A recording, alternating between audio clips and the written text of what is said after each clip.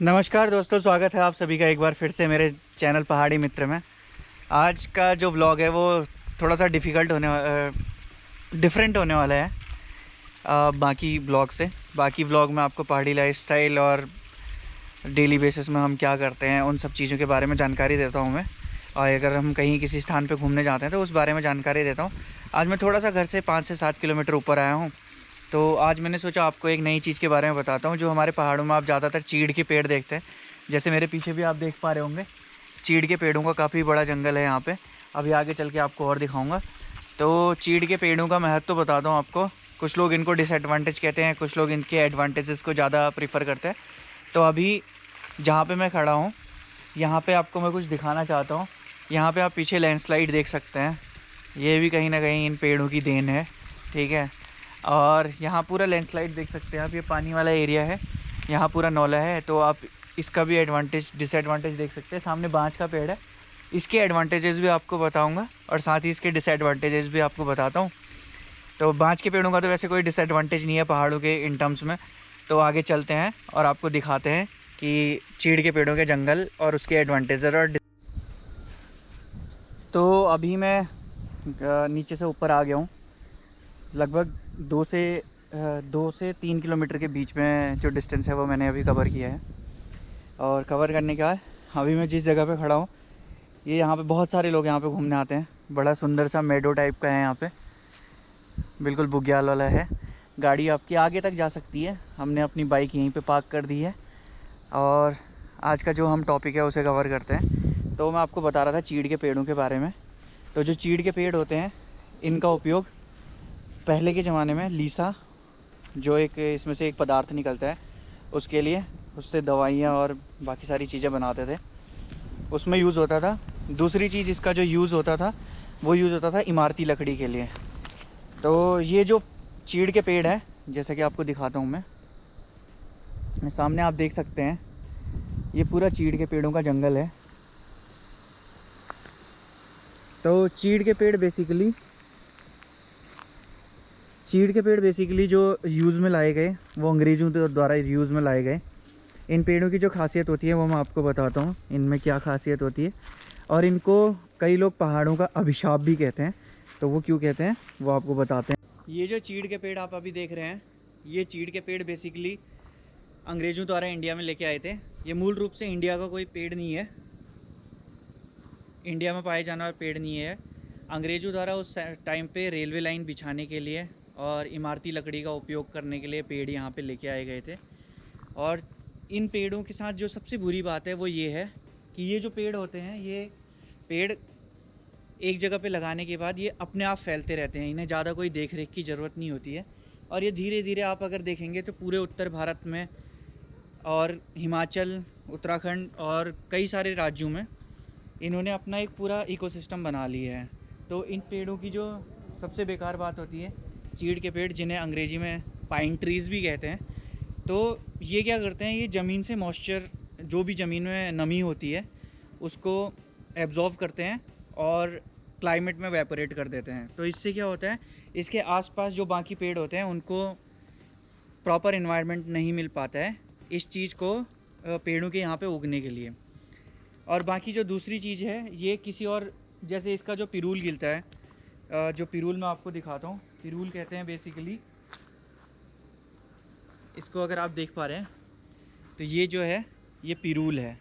जो इसके पत्ते होते हैं सूखने के बाद जब ये ज़मीन पे गिर जाते हैं, गिरने के बाद इनमें आग लगने का ख़तरा काफ़ी ज़्यादा बढ़ जाता है। तो अभी हिमाचल और कई सारे राज्यों में एक अलग सी पहल चल रही है इन चीज़ों को लेके। हमारे उत्तराखंड में भी इन चीज़ों से काफ़ी कलाकृतियाँ बनाई जा रही हैं जो आप घरों में डेकोरेशन के लिए यूज़ कर सकते हैं। बाकी उसके अलावा इसका प्रयोग इलेक्ट्रिसिटी बनाने में भी काफ़ी किया जा रहा है।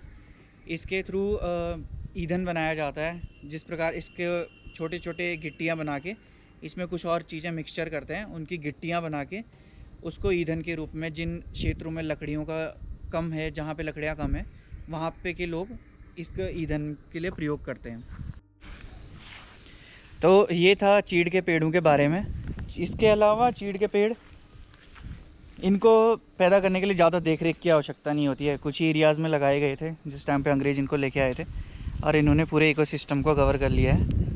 तो इसके अलावा जो दूसरा बांज का पेड़ होता है, बेसिकली यहाँ पे तो कहीं बांज का पेड़ नहीं है, कभी आगे वीडियोस में आपको दिखाऊंगा जो बांज का पेड़ होता है। जो मेरा पिछला व्लॉग था सबसे पहला दीवा माता व्लॉग वाला, उसमें मैंने थोड़ा सा आपको इस चीज़ के बारे में पहले भी बताया है। और जो बांज के पेड़ होते हैं वो हमारे इकोसिस्टम के लिए वरदान होते हैं।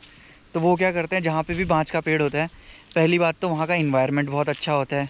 दूसरी बात, वहाँ पे बाकी पेड़ पौधे जड़ी बूटियाँ ये सारी चीज़ें उगने के लिए बहुत अच्छा होता है। पहले पहाड़ों में पूरा यही हुआ करते थे, बांज के पेड़ हुआ करते थे, बट जब से अंग्रेज़ इन सब चीज़ों को लेके आए, चीड़ वगैरह, ये एक एक्सपेरिमेंट के तौर पे लेके आए थे, जो काफ़ी हद तक उनके हिसाब से सक्सेसफुल रहा। बट आज के समय पे आग लगना, ये सारी चीज़ें इसी से होती हैं। जो इससे क्या होता है, फिर आग लगने के बाद, आग जब लग जाती है तो फिर ज़मीन कमज़ोर हो जाती है, एक्चुअली वो पक जाती है, तो उसमें वाटर कंजर्वेशन की जो कैपेसिटी होती है वो ख़त्म हो जाती है। तो जिसके कारण क्या होता है, जब बरसात में पानी काफ़ी ज़्यादा एक जगह पे गिरता है तो वो वाटर को कंटेन नहीं कर पाता है, उससे लैंडस्लाइड काफ़ी ज़्यादा होती हैं पहाड़ों में। बाकी यही था आज के व्लॉग का टॉपिक, तो ये हमने कवर कर लिया है। थोड़ा सा आपको यहाँ पे नेचर के शॉट्स दिखाता हूँ, होपफुली आपको पसंद आएंगे, तो देखिए, आप एंजॉय कीजिए। तो ये वो पिरूल है जिसकी हम बात कर रहे थे, चीड़ के पेड़ से जो गिरता है, पाइन ट्री, पाइन इसको कहते हैं, पिरूल होता है, ठीक है। तो ये पिरूल जंगल में आग लगाने के लिए काफ़ी हद तक ज़िम्मेदार होता है, ठीक है। तो इसी का आजकल बाकी फॉर्म में चेंज करके इसका लोग यूज़ कर रहे हैं। अदरवाइज़ इसका जो यूज़ होता है पहाड़ों में, वो लकड़ियों के, जैसे यहाँ पे लकड़ियों का चट्टा लगा हुआ है, जैसे कोई अगर अपने घर पे लकड़ियों का चट्टा लगाता है तो उसको ढकने के काम आता है। इससे क्या होता है, पानी अंदर नहीं रिसता है लकड़ियों के, और लकड़ियाँ काफ़ी लंबे समय तक सेफ़ रहती हैं।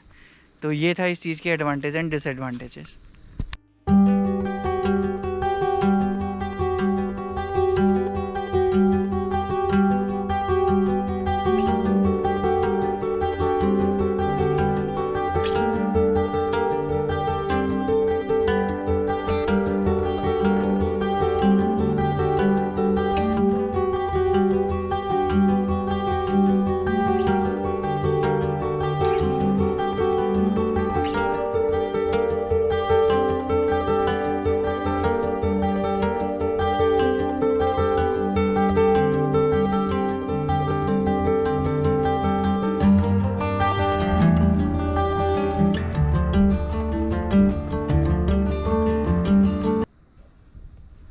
सामने कपकोट का पूरा शहर दिख रहा है, कपकोट। तो ये थी हमारी आज के व्लॉग शूट की डेस्टिनेशन, जिसका नाम है चकईधार। तो जो भी जानकारी मैं आपको यहीं से दूंगा, ठीक है। तो यहाँ पे चीड़ के पेड़ काफ़ी तादाद में हैं। सामने जहाँ सूरज अभी आपको टॉप पे दिख रहा है, यहाँ लीली गांव पड़ता है, और जो छोटा सा बीच में पठार टाइप का दिख रहा है, इसके जस्ट नीचे हमारा घर है। ये रोड साइड का एरिया है बेसिकली। तो अभी चलते हैं यहाँ से।